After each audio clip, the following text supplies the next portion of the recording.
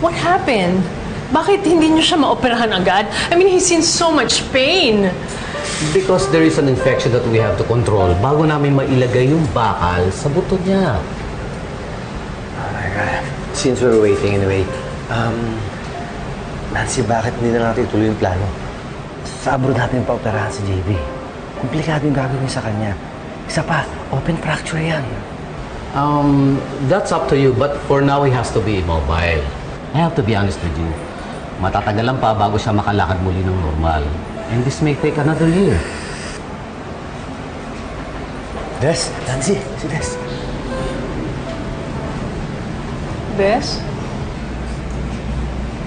Kung busy po kayo, aalis na lang po ako. Ayokong makaistorbo. No, it's fine. You're here to see JV, right? Para po humingi na rin ng dispensa sa inyo, ma'am, sir. Sorry po sa nangyari kay JV. Maiintindihan ko po kung magagalit kayo sa akin.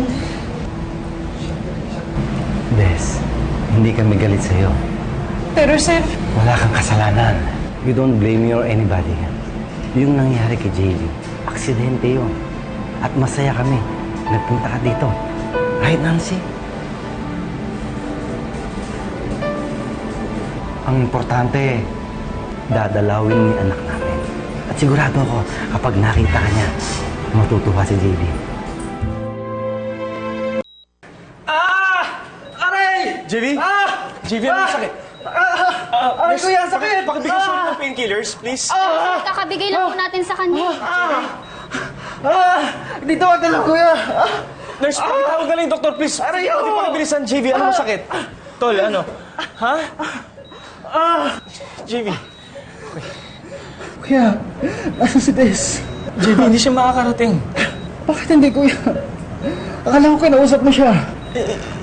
Yes, JV, kinausap ko siya, pero hindi ganun kadali yung gusto mo mangyari. Nasaan ka, kuya?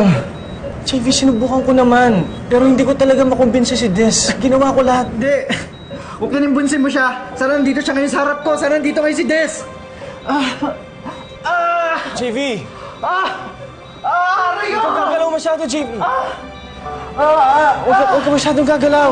JV, baby! JV! Is it pain mo? It's okay. JV, baby. Oh, JV! it's okay. Aray ko! Des!